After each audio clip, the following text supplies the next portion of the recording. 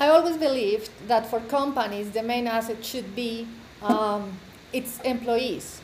But you say Right. in your book that it's the relationships between its people that is the greatest effectiveness. How is it? Well, you're right that our people are our greatest asset. They're the one thing that is so hard to replace. But what I profess in my book is you can have a company filled with great people, but if they don't get along, if they don't see the value in each other, you're not going to be able to accomplish much. So it's actually the nature of the relationships that really creates the culture that becomes your ultimate competitive. The culture, while it means a lot of different things, in the end, culture boils down to what most of the people are doing most of the time. And so if we can focus on the relationships between the people in our organizations and our team, we're going to have an incredible culture that can't be replicated and really will be our competitive advantage. In all this discussion, we are assuming that these people can apply this in their working lives. But what about if a person is not happy with his or her job, for example? How you could advise them to apply all these things? You know, the goal is for us to all be happy in our jobs. And so I advise and coach people all the time, and I say, well, let's step back before you decide to go get a different job or leave our company.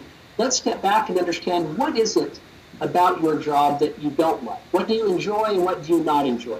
And we'll go through and evaluate everything and then look at the things that this person is not enjoying.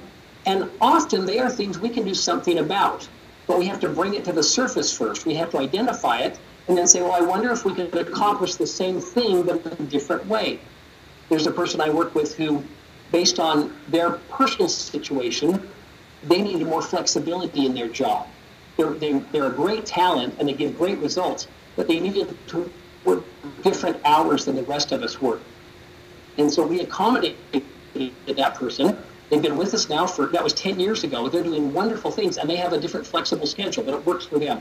So I think first step is to sit down and identify those things that maybe are making your job less pleasurable, and let's see if there aren't some things that we can address or at least start to address.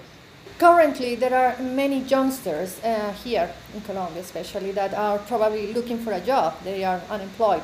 From your expertise, what would be your advice for them? How they could apply these things? I would say learn how to talk about yourself without being arrogant.